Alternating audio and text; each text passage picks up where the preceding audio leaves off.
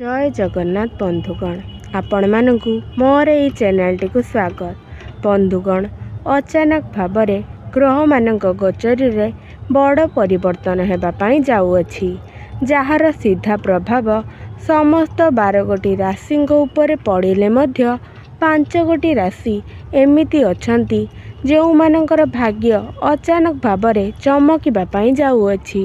माँ लक्ष्मींकर आशीर्वाद रही सहित एवं ग्रह मानकर मिलित सहयोगरू बनी राजयोगर प्रभाव रे एही 5 गोटी राशि महाभाग्यशाली होगापाई जाउछंती। एमानक कुंडली रे ग्रह मानकर स्थिति मजबूत रहिबो एवं माँ लक्ष्मींकर आशीर्वादरू धनर वर्षा हेबो। कारण ग्रह मानक मध्यरे लक्ष्मी नारायण राजयोगर निर्माण होगापाई जाऊँगी जार सीधा प्रभाव एही 5 गोटी राशि उपरे पड़ापाई जाऊँगी। एमानक उपरे हाथी ढालिब सुनार कलश। तेबे आसंतु जानिबा किए सेही 5 गोटी राशि जो मानकर भाग्य अचानक भाव बदलिबापाई जाऊँगी। यह पूर्वरु जदि आपण माने भी माँ लक्ष्मी को सच्चा हृदय भक्ति करुथांती विश्वास करुथांती तेबे एही भिडियोटी को लाइक करी कमेंट बॉक्स रे जय माँ लक्ष्मी जय श्री गणेश अवश्य लिखंतु। बंधुगण ज्योतिष शास्त्र अनुसार प्रत्येक ग्रह माने एक निर्दिष्ट समय पर निजर राशि परिवर्तन करिथांती। सेही क्रम रे वर्तमान कर्कट राशि रे बुध ग्रहर उपस्थिति थिला बेले वर्तमान सेही राशि रे शुक्रंकर चलन हेउअछि एवं एही जोग संबंध हेतु सेही राशि रे लक्ष्मी नारायण राजयोगर सृष्टि हेउअछि जार प्रभाव अत्यंत शुभ होइथाए एवं लक्ष्मी नारायण राजयोग जो कुंडली उपर पड़ी थाए सेमानकर भाग्य अचानक भाव चमकी थाए।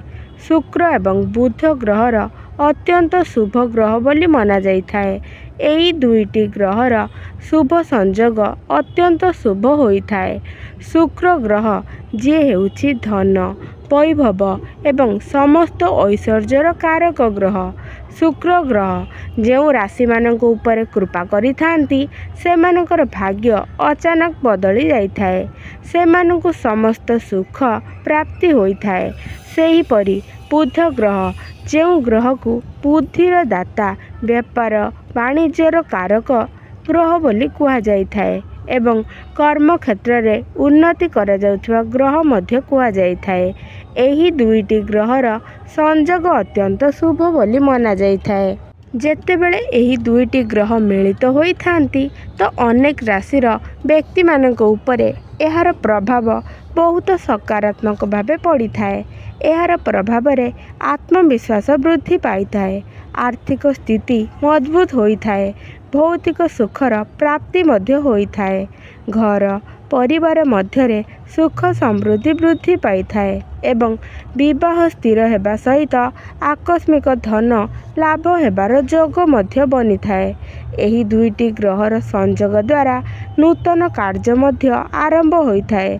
शुक्र आपणकर कर्कट राशि को चलन करुछंती एवं सेही दिन 2 गोटी ग्रहर शुभ संयोग बनिबा पाई जाउअछि जार प्रभाव रे एही 5 गोटी राशिंकर भाग्य बदलिबाकु जाउअछि। एमानक उपरे धनर वर्षा हेबा पाई जाउअछि। एमानकु समस्त सुखर प्राप्ति हेबो। एमाने प्रतिटी कार्य रे सफलता हासिल करिवे। एमानकर अटकी जाइथिबा समस्त कार्य आरंभ हेबाकु जाउअछि। एमानक व्यवसाय रे उन्नति हेबा पाई जाउअछि। संतान सुख प्राप्ति हेबा पाई जाउअछि। तेबे कौन सबु सेही 5 गोटी राशि केउ मानकर भाग्य परिवर्तन हेबा पाई जाउअछि एवं महालक्ष्मींकर आशीर्वाद प्राप्ति हेबाकु जाउअछि सेथिपाई आपण माने भिडियोटी को शेष पर्यंत निश्चय देखंतु एवं कमेंट बॉक्स रे आपण आपणक राशि को लेखिबा पाई जमारू भूलिबे नाही। तेबे प्रथम भाग्यशाली राशिटी हेउछि ତୁଳା ରାଶି। ତୁଳା ରାଶିର ବ୍ୟକ୍ତିବିଶେଷଙ୍କ ପାଇଁ ସମୟ ଅତ୍ୟନ୍ତ ଶୁଭ ହେବା ପାଇଁ ଯାଉଅଛି। ଏହି ସମୟରେ ବୁଧ ଏବଂ ଶୁକ୍ରଙ୍କର ସଂଯୋଗ ଏବଂ ଲକ୍ଷ୍ମୀ ନାରାୟଣ ରାଜଯୋଗ ଆପଣଙ୍କର ଦଶମ ଭାବ ମାନେ କର୍ମର ଭାବ ହୋଇଅଛି, ଯାହାଦ୍ୱାରା ଆପଣଙ୍କର ଭାଗ୍ୟ ଉଦୟ ହେବା ପାଇଁ ଯାଉଅଛି। ବିଶେଷ କରି ଏହି ସମୟରେ ବହୁତ ଅଧିକ ସଫଳତା ପ୍ରାପ୍ତି ହେବ।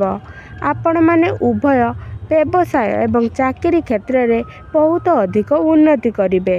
ଶୁଭ ସଂଯୋଗ ହେତୁ ବେରୋଜଗାର ବ୍ୟକ୍ତିମାନଙ୍କୁ ବହୁତ ଲାଭ ମଧ୍ୟ ପ୍ରାପ୍ତି ହେବ, ଚାକିରି ମଧ୍ୟ ପ୍ରାପ୍ତି ହେବ। ଏହା ସହିତ ବ୍ୟବସାୟରେ ଅଗ୍ରଗତି କରିବା ସହିତ ବହୁତ ଅଧିକ ଅର୍ଥ ମଧ୍ୟ ଲାଭ ହେବ। ପାର୍ଟନରସିପ୍ ବିଜନେସ୍ରେ ଆପଣଙ୍କୁ ବହୁତ ଅଧିକ ଲାଭ ପାଇବେ। ନିଜର ବୈବାହିକ ଜୀବନ ସୁଖମୟ କାଟିବା ସହିତ ଘର ପରିବାରରେ ସୁଖ ସମୃଦ୍ଧି ବୃଦ୍ଧି ପାଇବ। ଏହି ସମୟ ମଧ୍ୟରେ ପୈତୃକ ସମ୍ପତ୍ତିରେ ଆପଣଙ୍କୁ ଲାଭବାନ ମିଳିବ। ଆପଣଙ୍କ କୁଣ୍ଡଳୀରେ ବୁଧ ଏବଂ ଶୁକ୍ରଙ୍କର ସ୍ଥିତି ମଜବୁତ ହେବା ହେତୁ ଆପଣଙ୍କ ଆୟରେ ବୃଦ୍ଧି ପାଇବ। ପ୍ରେମୀ ଯୁଗଳଙ୍କ ପାଇଁ ସମୟଟି ଅତ୍ୟନ୍ତ ଭଲ ରହୁଅଛି। ପ୍ରେମ ସମ୍ପର୍କରେ ମଧୁରତା ଆସିବ ଏବଂ ଭ୍ରମଣ ସୁଖ ମଧ୍ୟ ପ୍ରାପ୍ତି ହେବ। ଯେଉଁମାନେ share market, stock market trading କରୁଛନ୍ତି ସେମାନଙ୍କୁ ଅଧିକ ଲାଭ ପ୍ରାପ୍ତି ହେବ। ଯେଉଁମାନଙ୍କର ବ୍ୟୁଟି ପାର୍ଲର, ଷ୍ଟେସନାରୀ ସପ୍ ଅଛି ସେମାନଙ୍କୁ ଅଧିକ ସଫଳତା ପ୍ରାପ୍ତି ହେବ। ଏହି ସମୟ ମଧ୍ୟରେ ଆପଣଙ୍କୁ ହଠାତ୍ ଅର୍ଥ ଲାଭ ହେବାର ଯୋଗ ବନୁଅଛି। ତେଣୁ ଆପଣଙ୍କର ଯଦି ତୁଳା ରାଶି ହୋଇଥାଏ ତଳେ କମେଣ୍ଟ ବକ୍ସରେ ଜୟ ମା ଲକ୍ଷ୍ମୀ ଏବଂ ଜୟ ଶ୍ରୀ ଗଣେଶ ଅବଶ୍ୟ ଲେଖନ୍ତୁ। ତେବେ ଦ୍ୱିତୀୟ ଭାଗ୍ୟଶାଳୀ ରାଶିଟି ହେଉଛି କନ୍ୟା ରାଶି। କନ୍ୟା ରାଶିର ବ୍ୟକ୍ତିମାନଙ୍କ ପାଇଁ ସମୟଟି ଅତ୍ୟନ୍ତ ଭଲ ରହୁଅଛି। ଆପଣଙ୍କ କୁଣ୍ଡଳୀରେ ବୁଧ ଏବଂ ଶୁକ୍ରଙ୍କର ମହାସଂଯୋଗ ଦ୍ୱାରା ଯେଉଁ ରାଜଯୋଗ ସୃଷ୍ଟି ହେଉଛି ଲକ୍ଷ୍ମୀ ନାରାୟଣ ରାଜଯୋଗ, ଯାହାଦ୍ୱାରା ଆପଣଙ୍କର ଭାଗ୍ୟ ପୂରାପୂରି ବଦଳିବା ପାଇଁ ଯାଉଅଛି। ଏହି ଯୋଗ ଆପଣଙ୍କର ଏକାଦଶ ଭାବ ଲାଭର ଭାବରେ ସୃଷ୍ଟି ହୋଇଅଛି। ବିଶେଷ କରି ଏହି ସମୟରେ ଆପଣମାନେ କର୍ମକ୍ଷେତ୍ରରେ ଅଗ୍ରଗତି କରିବେ। ଆପଣଙ୍କୁ ଅନେକ ଦିଗରୁ ଶୁଭ ଫଳ ପ୍ରାପ୍ତି ହେବ। କୌଣସି ବଡ଼ ଖୁସି ଖବର ଶୁଣିବା ଦ୍ୱାରା ଆପଣଙ୍କର ମନ ପ୍ରଫୁଲ୍ଲିତ ରହିବ। ପୁରୁଣା ରୋଗ ଆପଣଙ୍କୁ ମୁକ୍ତି ମିଳିବ। ପରିବାର ମଧ୍ୟରେ ସୁଖ ସମୃଦ୍ଧି ବୃଦ୍ଧି ପାଇବ। ଏହି ସମୟରେ ଆପଣଙ୍କର ଆର୍ଥିକ ସ୍ଥିତିରେ ମଧ୍ୟ ସୁଧାର ଆସିବ। ସମସ୍ତ ଧନଜନିତ ସମସ୍ୟା ମଧ୍ୟ ଦୂରୀଭୂତ ହେବ। ସେହିପରି ବ୍ୟବସାୟ କରୁଥିବା ବ୍ୟକ୍ତିମାନଙ୍କ ପାଇଁ ସମୟଟି ଭଲ ଥିବାରୁ ବ୍ୟବସାୟ ବିସ୍ତାର କରିବେ। ତା ସହିତ ଅଧିକ ଅର୍ଥ ଲାଭ ମଧ୍ୟ ହୋଇପାରେ। ଯେଉଁମାନେ ପାର୍ଟନରସିପ୍ରେ ବେପାର ବାଣିଜ୍ୟ କରୁଛନ୍ତି ସେମାନଙ୍କ ପାଇଁ ସମୟ ଅତ୍ୟନ୍ତ ଭଲ ରହୁଅଛି। ବ୍ୟବସାୟରେ ଆପଣ 2 ଗୁଣା ଲାଭ ପାଇବେ। ଏହା ସହିତ ବ୍ୟବସାୟରେ ଆପଣ ବଡ଼ ଡିଲ୍ ମଧ୍ୟ ଫାଇନାଲ କରିପାରନ୍ତି। ଚାକିରି କ୍ଷେତ୍ରରେ ଉନ୍ନତି ମିଳିବ। ଶିକ୍ଷା କ୍ଷେତ୍ରରେ ଆପଣଙ୍କୁ ସଫଳତା ପ୍ରାପ୍ତି ହେବ। ଆପଣଙ୍କର ପ୍ରେମ ଜୀବନ ବହୁତ ମଧୁରତା ରହିବ। ତେବେ ଆପଣଙ୍କର କନ୍ୟା ରାଶି ହୋଇଥିଲେ ତଳେ କମେଣ୍ଟ ବକ୍ସରେ ଜୟ ମାତା ଲକ୍ଷ୍ମୀ ଏବଂ ଜୟ ଶ୍ରୀ ଗଣେଶ ଅବଶ୍ୟ ଲେଖନ୍ତୁ। ତୃତୀୟ ଭାଗ୍ୟଶାଳୀ ରାଶିଟି ହେଉଛି ବୃଷ ରାଶି। ଏହି ରାଶିର ବ୍ୟକ୍ତିବିଶେଷଙ୍କ ପାଇଁ ସମୟ ଅତ୍ୟନ୍ତ ଭଲ ରହିଅଛି। ଆପଣଙ୍କର ବୁଧ ଏବଂ ଶୁକ୍ରଙ୍କର ଶୁଭ ଭାବ ଆପଣଙ୍କର ତୃତୀୟ ଭାବରେ ସୃଷ୍ଟି ହେଉଅଛି, ଯାହାର ପ୍ରଭାବ ଅତ୍ୟନ୍ତ ଶୁଭ ହେବା ପାଇଁ ଯାଉଅଛି। ଏହି ସମୟରେ ଆପଣଙ୍କର ଆର୍ଥିକ ସ୍ଥିତିରେ ସୁଧାର ଆସିବ ଏବଂ ବ୍ୟକ୍ତିଗତ ଜୀବନରେ ଲାଗିଥିବା ସମସ୍ୟା ଦୂର ହେବ। ବିଶେଷ କରି ବ୍ୟବସାୟ ବାଣିଜ୍ୟ କରୁଥିବା ବ୍ୟକ୍ତିମାନଙ୍କ ପାଇଁ ସମୟଟି ଅତ୍ୟନ୍ତ ଭଲ ରହିବ। ବହୁତ ଭଲ ଅର୍ଥ ଲାଭ ପାଇବେ। ଏହା ସହିତ ପୈତୃକ ସମ୍ପତ୍ତିରେ ଲାଭବାନ ହେବେ। ଏହି ଶୁଭ ସଂଯୋଗ ଦ୍ୱାରା ଯେଉଁ ବେରୋଜଗାର ବ୍ୟକ୍ତିମାନେ ଚାକିରିରେ ଅନୁସନ୍ଧାନ କରୁଥିଲେ ତ ସେମାନଙ୍କୁ ନୂତନ ଚାକିରି ମଧ୍ୟ ପ୍ରାପ୍ତି ହୋଇପାରେ। ଘର ପରିବାରରେ ହସ ଖୁସି ଲାଗି ରହିବ। ସନ୍ତାନ ସୁଖ ଆପଣଙ୍କୁ ପ୍ରାପ୍ତି ହେବ। ଏହା ସହିତ ଆପଣ ଆପଣଙ୍କ ଜୀବନସାଥୀଙ୍କ ସହିତ ଧାର୍ମିକ ଯାତ୍ରା କରିପାରନ୍ତି। ପ୍ରେମ ଜୀବନରେ ସଫଳତା ମିଳିବ। ତେବେ ଆପଣଙ୍କର ବୃଷ ରାଶି ହୋଇଥିଲେ ତଳେ କମେଣ୍ଟ ବକ୍ସରେ ଜୟ ମା ଲକ୍ଷ୍ମୀ ଏବଂ ଜୟ ଶ୍ରୀ ଗଣେଶ ଅବଶ୍ୟ ଲେଖନ୍ତୁ। ଚତୁର୍ଥ ଭାଗ୍ୟଶାଳୀ ରାଶିଟି ହେଉଛି ମିଥୁନ ରାଶି। ମିଥୁନ ରାଶିର ବ୍ୟକ୍ତିବିଶେଷଙ୍କ ପାଇଁ ସମୟଟି ଅତ୍ୟନ୍ତ ଶୁଭ ରହିବାକୁ ଯାଉଅଛି। ବୁଧ ଏବଂ ଶୁକ୍ରଙ୍କର ସଂଯୋଗ ହେତୁ ଆପଣଙ୍କ କୁଣ୍ଡଳୀରେ ଲକ୍ଷ୍ମୀ ନାରାୟଣ ରାଜଯୋଗର ନିର୍ମାଣ ହେବାକୁ ଯାଉଅଛି। ଏହି ସମୟରେ ଆପଣମାନେ କର୍ମକ୍ଷେତ୍ରରେ ଅଗ୍ରଗତି କରିବେ। ବହୁତ ଭଲ ଅର୍ଥ ଲାଭ ମଧ୍ୟ କରିପାରିବେ ଏବଂ ଭୌତିକ ସୁଖ ମଧ୍ୟ ପ୍ରାପ୍ତି ହେବ। ଏହି ସମୟରେ ଆପଣଙ୍କୁ ଅଚାନକ ଭାବରେ ଧନ ଲାଭର ଯୋଗ ବନୁଅଛି। ବ୍ୟବସାୟ ବାଣିଜ୍ୟ କରୁଥିବା ବ୍ୟକ୍ତିମାନଙ୍କ ପାଇଁ ସମୟଟି ଅତ୍ୟନ୍ତ ଭଲ ରହୁଅଛି। ବ୍ୟାପାର ବାଣିଜ୍ୟରେ ଆପଣଙ୍କୁ ଉନ୍ନତି ଏବଂ ଲାଭ ପ୍ରାପ୍ତି ହେବ।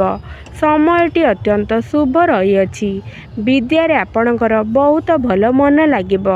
ସମସ୍ତ କମ୍ପିଟିଟିଭ୍ ଏକ୍ଜାମରେ ଆପଣ ସଫଳତା ଲାଭ କରିବେ। ଏହି ସମୟ ମଧ୍ୟରେ ଶୁଭ ମାଙ୍ଗଳିକ କାର୍ଯ୍ୟ ଆପଣଙ୍କ ଘରେ ଅନୁଷ୍ଠିତ ହୋଇପାରେ। ତେବେ ଆପଣଙ୍କର ଏହି ରାଶିଟି ହୋଇଥିଲେ ତଳେ କମେଣ୍ଟ ବକ୍ସରେ ଜୟ ମା ଲକ୍ଷ୍ମୀ, ଜୟ ଶ୍ରୀ ଗଣେଶ ଅବଶ୍ୟ ଲେଖନ୍ତୁ। ଶେଷ ଭାଗ୍ୟଶାଳୀ ରାଶିଟି ହେଉଛି ମୀନ ରାଶି। ମୀନ ରାଶିର ବ୍ୟକ୍ତିମାନଙ୍କ ପାଇଁ ସମୟଟି ଅତ୍ୟନ୍ତ ଭଲ ରହୁଅଛି। ଶୁକ୍ର ଏବଂ ବୁଧଙ୍କର ସଂଯୋଗ ଯୋଗୁଁ ଆପଣଙ୍କୁ ଶୁଭଫଳ ପ୍ରାପ୍ତି ହେବ।